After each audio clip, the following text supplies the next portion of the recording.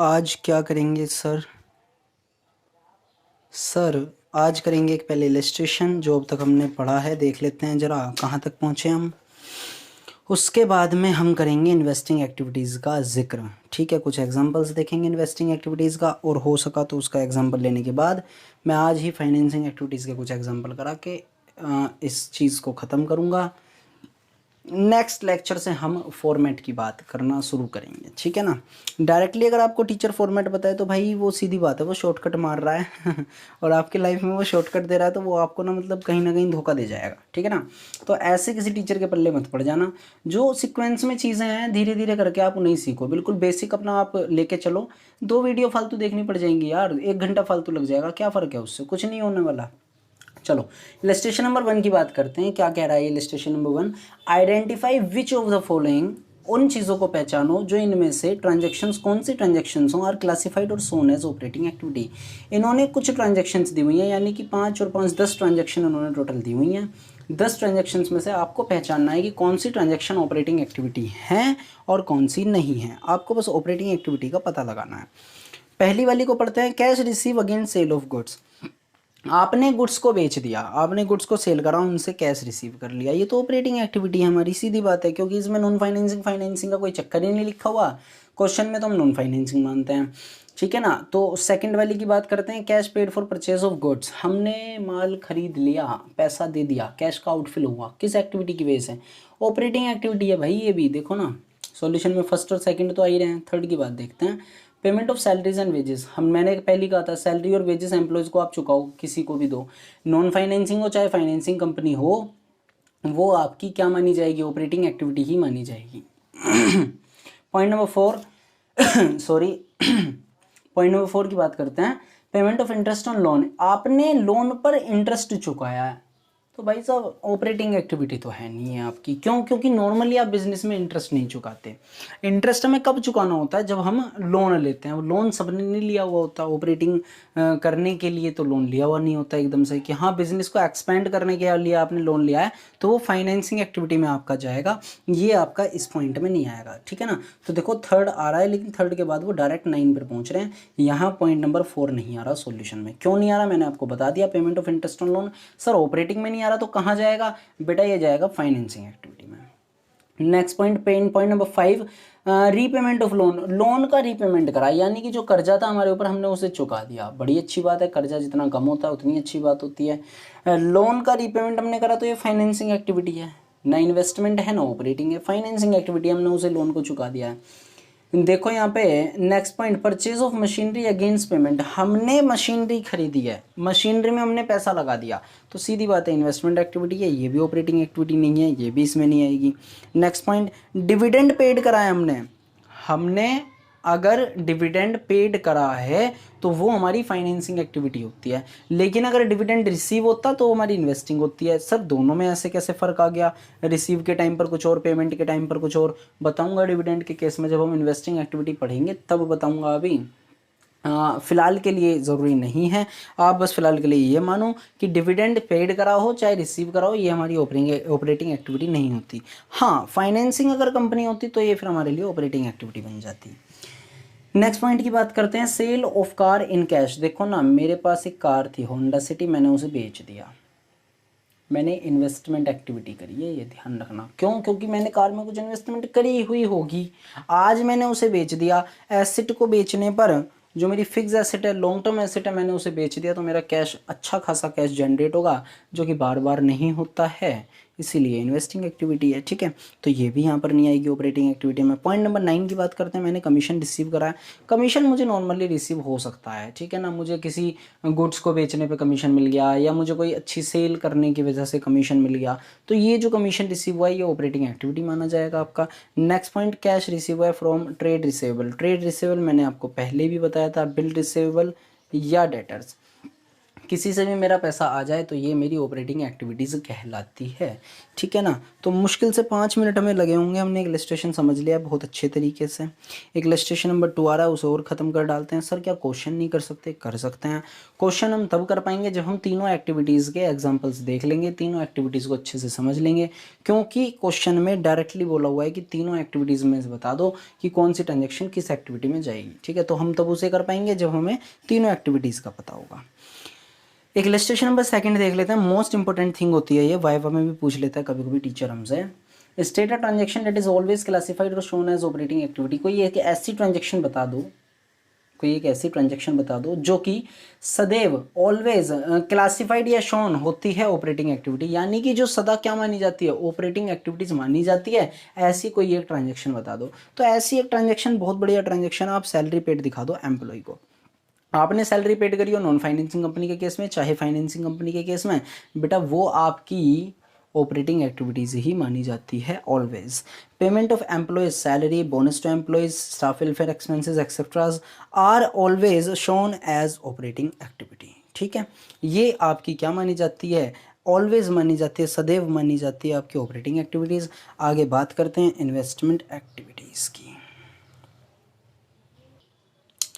Investment activities बड़ी छोटी सी activities होती हैं, देखो मतलब अमाउंट तो बहुत अच्छी खासी मोटी आती है इसमें, बट ट्रांजैक्शंस कम होते हैं, क्योंकि कभी कभार की हम इन्वेस्टमेंट करते हैं तो कम ट्रांजैक्शन होती हैं। फॉर्मेट में भी कमी है इसके बारे में। लेकिन आप लोगों के लिए मैं एक काम छोड़ देता हूँ, आपको यहाँ से लेकर ये पैराग्राफ यहाँ तक पढ़ना है। जो मैंने आपको अभी तक पढ़ा रखा है उसमें ही ये सब चीज़ें आ जाएंगी, ठीक है ना। लेकिन आपको फिर भी एक बार रीडिंग कर लेनी है इसकी विद अंडरस्टैंडिंग। सिर्फ रीडिंग नहीं करनी है, अंडरस्टैंडिंग भी करनी है, समझना भी है, ठीक है। मैं एग्जांपल्स की तरफ बढ़ता हूँ, जो इन्होंने पॉइंट लिखे हुए हैं एक एक पॉइंट आपको क्लियर करा देता हूँ मैं। कोई बहुत ज़्यादा पॉइंट नहीं है, बहुत अच्छे अच्छे से प्यारे प्यारे से पॉइंट हैं और आपको समझना बहुत ज़रूरी है। अगर आपको यहाँ समझ में नहीं आया, आप क्वेश्चन में परेशान होंगे। और भैया कैश फ्लो स्टेटमेंट छोड़ के जा नहीं सकते। क्यों नहीं छोड़ कर जा सकते? क्योंकि भैया 8 नंबर का आता है, ये एक फॉर्मेट छाप कराना है, वहाँ पे 8 नंबर मिल जाएंगे आराम से, ठीक है। तो छोड़ के नहीं जा सकते मुझे। पॉइंट नंबर 1 की बात करते हैं। आज थोड़ा गला ख़राब है तो आप प्लीज़ एडजस्ट कर लेना, ठीक है। पॉइंट नंबर 1 की बात करते हैं। Payments for purchase of fix assets. हमने कोई फिक्स एसेट्स की खरीदारी करी, यानी कि हमने कोई फिक्स एसेट्स खरीद ली। मैंने मशीनरी में पैसे लगा दिए, मैंने बिल्डिंग में पैसे लगा दिए, भाई इन्वेस्टमेंट एक्टिविटी है, सीधी सी बात है। Including intangible assets.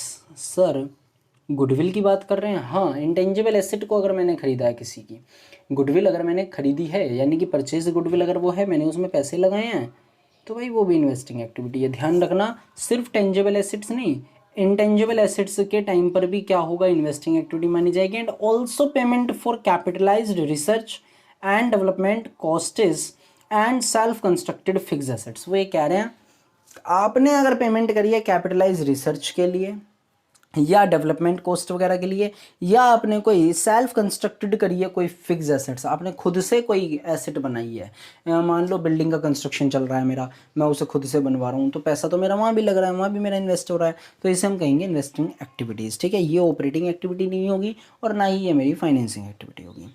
Point number B की बात करते हैं। Receipts from disposal of fix assets. मैंने अपने फिक्स एसेट्स को डिस्पोज करके उनसे रिसीट्स कमा ली है। डिस्पोज का मतलब होता है यहाँ पर सेल या ट्रांसफ़र कह सकते हो आप। फिक्स एसेट्स को मैंने अगर बेचा, मुझे उनसे कुछ पैसे आते हैं, तो ये मेरी ऑपरेटिंग नहीं इन्वेस्टिंग एक्टिविटीज़ है। ध्यान रखना, including intangible assets, including intangible assets, ठीक है। मैंने कोई अपनी इंटेंजिबल एसेट भी बेच दी है अगर, उससे भी जो मुझे कैश जनरेट होगा, पैसा आएगा, वो मेरा इन्वेस्टिंग एक्टिविटीज़ माना जाएगा। आगे बढ़ते हैं point number C. Payments to purchase या एक्वायर सिक्योरिटीज़। वो ये कह रहे हैं आपने किसी सिक्योरिटी को खरीद लिया। सिक्योरिटी कैसी सर? बेटा शेयर्स हो सकते हैं, वारंट्स हो सकते हैं, डिबेंचर्स, बॉन्ड्स और डेट इंस्ट्रूमेंट्स हो सकते हैं ऑफ अदर एंटरप्राइज। मैंने किसी अदर एंटरप्राइज के या किसी और अदर कंपनी के शेयर खरीद लिए, पैसा लगा दिया मैंने, सीधी बात है इन्वेस्टमेंट कर दी। शेयर से मुझे डिविडेंड रिसीव हो जाएगा, ठीक है। या मैं कुछ और पैसे वैसे लगा रहा हूँ, फिक्स डिपॉजिट ही मैंने मान लियो कर दिया है, तो वो एफडी पे जो है मुझे मिलेगा, ब्याज मिलेगा, जो भी 7-8% सालाना चल रहा होगा ईयरली, है ना। लेकिन ये किस केस में, in the case of non financing companies. सिर्फ नॉन फाइनेंसिंग कंपनी के केस में अगर तुम पैसा लगाते हो शेयर्स वगैरह में तो ही आपकी वो इन्वेस्टिंग मानी जाएगी। अगर सर फाइनेंसिंग कंपनी हो तो बेटा फाइनेंसिंग कंपनी तो समझो ना, अगर फाइनेंसिंग कंपनी में शेयर और डिबेंचर में पैसा लग रहा है तो वो तो उनका मेन काम है, वो तो काम ही ये करते हैं पैसा लगाने का और हटाने का। तो भाई सीधी बात है, उनके लिए वो ऑपरेटिंग एक्टिविटी है। हमारे लिए यानी कि नॉन फाइनेंसिंग कंपनी के लिए ये मानी जाएगी इन्वेस्टिंग एक्टिविटीज़। ठीक है, point number D, receipts from sale या डिस्पोजल ऑफ सिक्योरिटीज़। मैंने अपनी जो सिक्योरिटीज़ थी यानी कि मैंने जो अपना शेयर्स में, वारंट्स में या किसी डेट इंस्ट्रूमेंट में पैसा लगाया हुआ था उसको बेच दिया, वहाँ से मेरा पैसा आ गया, इन्वेस्टिंग एक्टिविटी है, कोई दिक्कत नहीं है, इसमें भी मैंने ऊपर समझा दिया है। Advances and loans made to third parties, मैंने किसी बंदे को एडवांस दे दिया या मैंने किसी को लोन दे दिया, मैंने दिया है, मेरे लिए एसेट है, इन्वेस्टमेंट है, इन्वेस्टिंग एक्टिविटी में आएगा, सीधी बात है। अच्छा सर मैंने अगर लोन लिया होगा तो क्या होगा, अगर मैंने लोन लिया है तो फिर वो फाइनेंसिंग एक्टिविटी में जाएगा, हम उसे फाइनेंस में पढ़ेंगे, अभी टेंशन लेने वाली कोई बात नहीं है, ठीक है ना। ओके सर आगे आओ।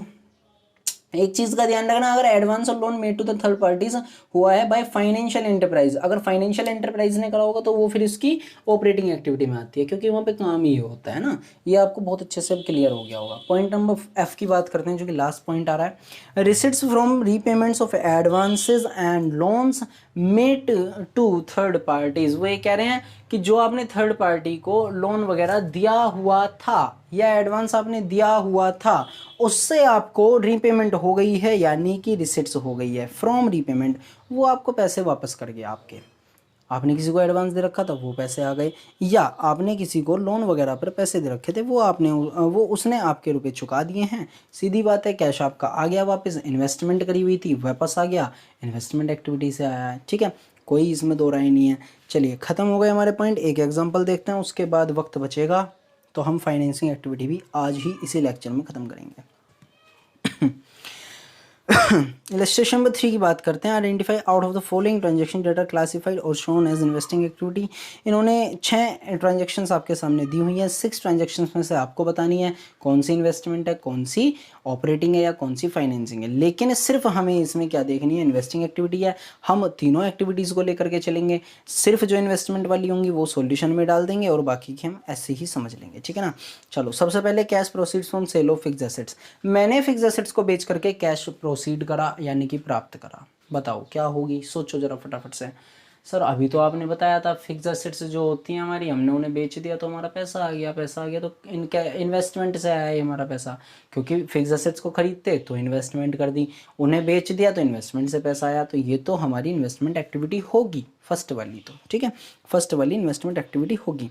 Second cash paid for the purchase of stock and trade. Stock and trade क्या होता है, स्टॉक एंड ट्रेड वो गुड्स होता है, वो माल होता है जिसको हम खरीदते हैं बेचने के लिए, नॉट फॉर इन्वेस्टमेंट, बात समझना। मैंने कुछ गुड्स खरीदे रीसेल करने के लिए तो वो मेरी ऑपरेटिंग एक्टिविटीज़ है भाई, मैं बार बार माल खरीदता हूँ, बार बार बेचता हूँ, बार बार खरीदता हूँ, बार बार बेचता हूँ, ये वाला गुड्स मेरा, ये मेरी एसेट में नहीं मानी जाएगी। हालांकि स्टॉक एंड ट्रेड क्या होती है, मेरी करंट एसेट होती है। करंट एसेट के लिए एक तुम्हें छोटी सी एग्जांपल मैं बता दूं, यहाँ पर आइडिया दे दूं कि करंट एसेट्स से रिलेटेड जितनी भी एसेट्स से मेरा पैसा आएगा या जाएगा उन एसेट्स में से वो सारी मेरी ऑपरेटिंग एक्टिविटीज़ मानी जाती हैं, कोई भी इन्वेस्टिंग एक्टिविटी वो नहीं मानी जाती, ठीक है ना।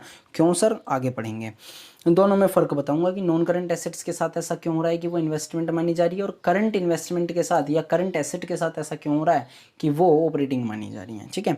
तो cash paid for purchase of stock in trade, अगर आपने स्टॉक को खरीदा है, कैश पेड करा है उसके अगेंस्ट में, तो ये आपकी ऑपरेटिंग एक्टिविटी मानी जाती है, ये आपकी इन्वेस्टमेंट एक्टिविटी नहीं मानी जाती। पॉइंट नंबर 3 की बात करते हैं, रीपेमेंट ऑफ लोन टेकन। जो हमने लोन लिया हुआ था उसको हमने रीपेमेंट कर दिया, सोचो ना, हमने लोन लिया हुआ था, हमारे लिए फाइनेंस एक्टिविटी हो गई, हमने लोन लिया हुआ था उसको हमने रीपेमेंट करा है। देखो लोन टेकन का रीपेमेंट करा है, रीपेमेंट ऑफ लोन टेकन, जो हमने लोन लिया हुआ था उसको हमने रीपेमेंट करा है। इट मीन्स कि जो हमने लोन लिया था उसको अगर हम चुकाएंगे तो वो तो फाइनेंस एक्टिविटी हमारे लिए कोई हमने इन्वेस्टमेंट थोड़ी किया हुआ था पैसा, वो तो हमें एक तरीके से चुकाना पड़ रहा है। हमने लोन लिया था, फाइनेंस दे देंगे, चुका देंगे, फाइनेंस। ठीक है, ये पॉइंट भी इसमें नहीं आएगा। पॉइंट नंबर 4 की बात करते हैं, डिबेंचर्स परचेज। हाँ, ये मैंने क्या करा है, अब डिबेंचर्स को परचेज कर लिया, डिबेंचर्स को मैंने परचेज कर लिया, तो ये मेरी मानी जाएगी इन्वेस्टिंग एक्टिविटी। क्यों सर? मैंने देखो खरीदा है डिबेंचर, मुझे उस पर इंटरेस्ट में मिलेगा, मैंने इन्वेस्टमेंट करा है पैसा कमाने के लिए, इन्वेस्टिंग एक्टिविटी हो गई। नेक्स्ट, लोन एडवांस्ड, मैंने किसी को लोन एडवांस दे दिया भाई, मैंने किसी को दिया है यहाँ पर लोन, लिया नहीं है, लेंगे तो फाइनेंस, देंगे लोन तो इन्वेस्टमेंट। ठीक है, next point, purchase of patents, मैंने पेटेंट्स खरीदे यानी कि मैंने इंटेंजिबल एसेट्स खरीदी, इंटेंजिबल एसेट्स यानी फिक्स्ड इंटेंजिबल एसेट्स अगर हम खरीदते हैं इन्वेस्टिंग एक्टिविटी होती है, मैंने ऊपर आपको बता दिया था। ठीक है, ये यहाँ तक क्लियर हो गया होगा। एक पॉइंट आपसे कोई ऐसा मांगेंगे ये कि जो सदैव इन्वेस्टमेंट ही कहलाए, ऐसी एक ट्रांजैक्शन बता दो, तो देख लो जरा इलस्ट्रेशन नंबर 4 में क्या कह रहे हैं। State a transaction that is always classified as an investing activities, जो कि सदैव समझी जाए इन्वेस्टिंग एक्टिविटी है, along with reasons for such classification, इसके रीजन के साथ भी बताना, वो ये कह रहे हैं। ठीक है, तो सॉल्यूशन क्या है, payment towards the purchase of fix assets, आपने कोई भी फिक्स एसेट्स परचेज करी है तो चाहे नॉन फाइनेंसिंग कंपनी हो चाहे फाइनेंसिंग कंपनी हो, वो आपके लिए इन्वेस्टमेंट ही मानी जाती है। जैसे कि it is not purchase for resale, वो आपने रीसेल करने के लिए नहीं खरीदी। Examples are purchase of building, आपने कोई बिल्डिंग खरीद ली, फर्नीचर खरीद ली ऑफिस यूज़ के लिए, या फिर आपने गुडविल वगैरह खरीद लिया। ठीक है, तो इस केस में ये इन्वेस्टिंग एक्टिविटी ही मानी जाएगी, चाहे फाइनेंसिंग का केस हो चाहे नॉन फाइनेंसिंग का केस हो। ये आपके वाइवा में पूछ लेता है कभी कभी प्रैक्टिकल में, इस बार का मैं कह नहीं सकता, पता नहीं किस तरीके से वाइवा वगैरह लेंगे, ऑनलाइन ही लेंगे या क्या करेंगे। कोरोना की वजह से भाई बड़ी मतलब सिस्टमेटिक नहीं रही कोई भी चीज़ें, तो पता नहीं है क्या करेंगे, लेकिन देखो नॉलेज का होना मस्ट है, नॉलेज होनी आपको बहुत ज़रूरी है ना। चलो, इन्वेस्टिंग एक्टिविटी बेटा क्लियर हो गई होंगी आपको, कुछ डाउट रह गया हो तो मुझे बता देना। पढ़ लें फाइनेंसिंग एक्टिविटी भी आज ही। चलो फाइनेंसिंग एक्टिविटी भी ख़त्म करते हैं, विद एग्जांपल करेंगे, थोड़ा स्पीड में रहेंगे। उसके बाद से हमें बस क्या देखना है, ये तो सब इन्होंने क्लासीफाइड्स बताया हुआ है कि अलग अलग करके। ठीक है, उसके बाद हम तुरंत जाएंगे अपने preparation of cash flow statement पर। ठीक है, चलो फाइनेंसिंग एक्टिविटी की बात करते हैं गाइज। जो भी लैंग्वेज आपको दी हुई है ये आपका कर्तव्य है, ड्यूटी मैं आपके ऊपर छोड़ता हूँ, ये आपको पढ़ना है यहाँ से यहाँ तक। क्या है सर इसमें बेटा, वही सब कुछ है जो मैंने आपको पहले बताया अपनी लैंग्वेज में। मैं डायरेक्ट जा रहा हूँ एग्जांपल्स की तरफ, कुछ पॉइंट्स की तरफ, वो पॉइंट्स की तरफ जिससे हमारी फाइनेंसिंग एक्टिविटी के ऊपर कमांड बन जाए। ठीक है, पॉइंट नंबर 1 की बात करते हैं, proceeds from issue of shares और अदर सिमिलर इंस्ट्रूमेंट्स। मैंने कुछ प्रोसीड्स करी यानी कि मैंने कुछ कैश रिसीव करा। प्रोसीड्स का मतलब होता है मेरे पास कोई चीज़ इंक्रीज़ हुई है, बढ़ी है। ठीक है, from the issue of shares, ध्यान होगा आपने कंपनी में अगर पढ़ा हो, नहीं भी पढ़ा हो कोई बात नहीं, शेयर्स को आपने इशू करा, आपका पैसा आएगा आपके पास में, कैश से आए बैंक से आए वो बात एक अलग है, कि आपने इशू ऑफ शेयर कर दिया या आपने इशू करे डिबेंचर्स वगैरह को, लिखा हुआ है ना अदर सिमिलर इंस्ट्रूमेंट, तो अदर सिमिलर इंस्ट्रूमेंट आपके शेयर्स हो सकते हैं, डिबेंचर्स हो सकते हैं, वारंट्स वगैरह आपने अगर इशू कर दिए तो आपके उनसे पैसा जनरेट हो जाता है, कैश जनरेट होता है। तो ये जो पैसा आया ये हमारा माना जाता है फाइनेंसिंग एक्टिविटी की वजह से आया, हमने फाइनेंस करा है। ठीक है, next point, proceeds from issue of debentures, ऊपर भी बताया था यहाँ भी लिखा हुआ है, loan bonds and other short term borrowings. हमने कोई भी शॉर्ट टर्म बोरोइंग्स से शॉर्ट टर्म बोरोइंग्स को इशू कर दिया या डिवेंचर्स को कर दिया, लोन वगैरह से हमारा पैसा आ गया, बॉन्ड्स वगैरह से हमारा पैसे आ गए, तो वो भी हमारी फाइनेंसिंग एक्टिविटी मानी जाती है। Next, payment for buyback of equity shares. Equity shares यानी मालिकों का पैसा, दो बंदों का पैसा लगा हुआ होता है बिजनेस में, एक तो अंदर वालों का एक बाहर वालों का। सर अंदर वाले कौन, जो मालिक होते हैं, इक्विटी शेयर्स होते हैं। प्रेफरेंस शेयर होल्डर जो बाहर वाले होते हैं, आउटसाइड लायबिलिटी एक तरीके से ट्रीट करी जाती है कंपनी में, मैं बताऊंगा, परेशान होने वाली कोई बात नहीं है। अगर हमने उनका बायबैक कर दिया यानी कि हमने उन्हें पेमेंट दे दी, तो इक्विटी शेयर होल्डर को जो हम पेमेंट देते हैं बच्चे, वो हमारी फाइनेंसिंग एक्टिविटी मानी जाती है। आगे, repayment of the amounts borrowed including redemption of debentures. हमने डिवेंचर का रिडम्पशन कर दिया। एक चैप्टर है आपके अकाउंट में कंपनीज की बुक में, चैप्टर नंबर 2 आपको मिलेगा, उसमें रिडम्पशन ऑफ डिवेंचर शायद तीसरा हो सकता है, ठीक है ना, वो थर्ड हो सकता है, क्योंकि वो एनपीओ वगैरह भी उन्होंने इस बार डाला हुआ है उसमें, तो वो देख लेंगे, कोई बात नहीं। डिवेंचर्स का आपने अगर रिडम्पशन कर दिया, पैसे आपने अगर चुका दिए हैं, रीपेमेंट कर दिया है, तो ये जो अमाउंट जा रही है आपकी, ना तो ऑपरेटिंग एक्टिविटी की वजह से जा रही है, ना ही आप कहीं इस पैसे को इन्वेस्ट कर रहे हैं, तो ये हमारी फाइनेंसिंग एक्टिविटी है। ठीक है, क्योंकि जब हमने लोन लिया था तो हमारी फाइनेंसिंग एक्टिविटी, अब हम चुका रहे हैं तो भी हमारी financing activity. Next point, payment of dividends both on equity and preference shares. Preference share पे आप डिविडेंड चुकाओ पेड करो, चाहे इक्विटी शेयर्स पे आप पेमेंट करो डिविडेंड की, दोनों आपकी क्या मानी जाती हैं बेटा, फाइनेंसिंग एक्टिविटी ही मानी जाती हैं। ध्यान रखना, डिविडेंड को पेड कर रहे हैं, रिसीव कर रहे हैं तो हमने देखा था उसे इन्वेस्टमेंट माना जाएगा, रिसिप्ट्स कर रहे हैं हम किसकी, डिविडेंड की, तो वो हमारी इन्वेस्टिंग एक्टिविटी, पेड कर रहे हैं डिविडेंड को तो वो financing activity. Next point, payment for interest on debenture. मैंने बताया था इंटरेस्ट ऑन डिवेंचर हो या इंटरेस्ट ऑन लोन हो, एग्जाम्पल नंबर फर्स्ट में आया था ये रिपेमेंट उसका इंटरेस्ट ऑन लोन का केस। तो इंटरेस्ट ऑन लोन हो या इंटरेस्ट ऑन डिवेंचर्स हो, इसकी हमने अगर पेमेंट करी है तो ये हमारा माना जाता है क्या, फाइनेंसिंग एक्टिविटी। लेकिन सर अगर इंटरेस्ट ऑन लोन रिसीव हो जाए, इंटरेस्ट ऑन लोन अगर रिसीव होता है तो वो होती है हमारी इन्वेस्टिंग एक्टिविटी, क्योंकि वहाँ पर हमने पैसा इन्वेस्ट करा हुआ होगा, उसी की वजह से हमारी कोई इनकम आ रही है, तो इनकम भी हमारी इन्वेस्टमेंट एक्टिविटी की वजह से आएगी, ठीक है ना। पॉइंट नंबर जी की बात करते हैं, next and last point of this topic, increase और decrease in bank overdraft and cash credit. ध्यान रखना, बैंक ओवरड्राफ्ट यानी कि जो आपका बैंक बैलेंस माइनस में चला जाता है, फिलहाल हमें इतनी ही नॉलेज है इसके बारे में, तो आप लोग इतना ही पढ़ो, कोई दिक्कत नहीं है इसमें। बैंक ओवरड्राफ्ट सर, जब बैंक का बैलेंस माइनस में होता है तो उसे बैंक ओवरड्राफ्ट बोलते हैं, उसमें अगर कोई इंक्रीज डिक्रीज होता है तो वो भी आपका फाइनेंसिंग एक्टिविटी ही समझा जाता है, या कैश क्रेडिट वाले अकाउंट में भी आपका कोई इंक्रीज डिक्रीज होगा तो वहाँ पर भी वो फाइनेंसिंग एक्टिविटी ही माना जाएगा।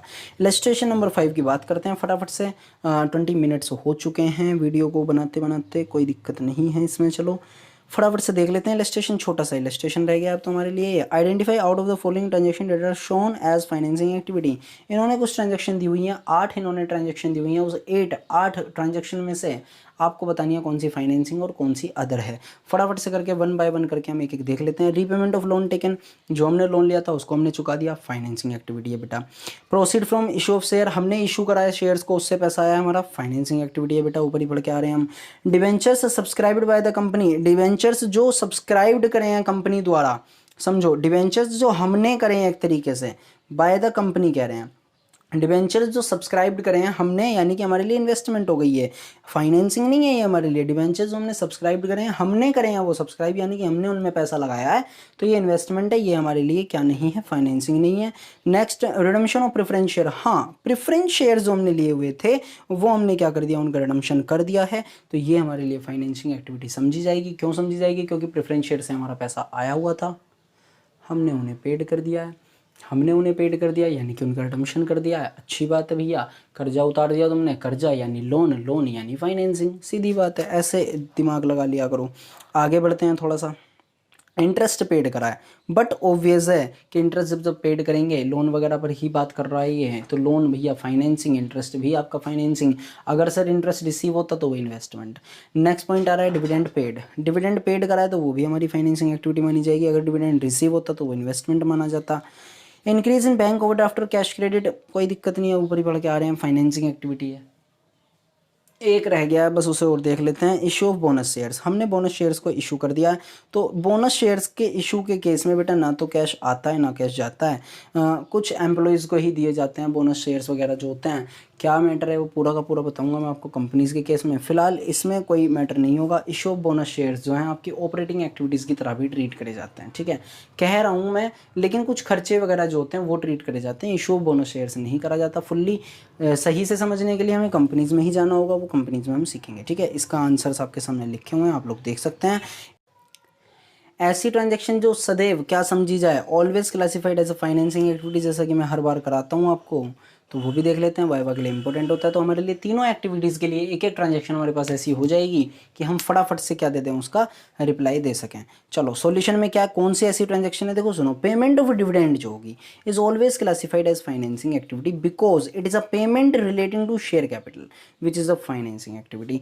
जब भी आप डिविडेंड की पेमेंट करोगे, यानी कि चाहे फाइनेंसिंग कंपनी हो चाहे नॉन फाइनेंसिंग कंपनी हो, आपने वो डिविडेंड पेड करा होगा किस पर बेटा, आपने कैपिटल ली होगी, इशू वगैरह करा होगा शेयर्स को, ठीक है, तो उस पर आप डिविडेंड चुका रहे हो, तो सीधी बात है आपके लिए फाइनेंसिंग एक्टिविटीज़ है, क्योंकि जो आपने शेयर कैपिटल ली हुई होती है वो भी आपकी फाइनेंशिंग कैपिटल में ही आती है, ठीक है।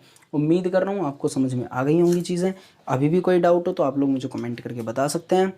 नेक्स्ट वीडियो से हम डायरेक्ट सीखेंगे कि कैश फ्लो स्टेटमेंट बनाते कैसे हैं। चलो ठीक है बेटा, मिलते हैं नेक्स्ट लेक्चर में। आप लोग प्लीज़ वीडियो को लाइक कर देना और शेयर ज़रूर कर देना, कमेंट करके बता देना वीडियो कैसी लगी। थैंक यू बच्चों।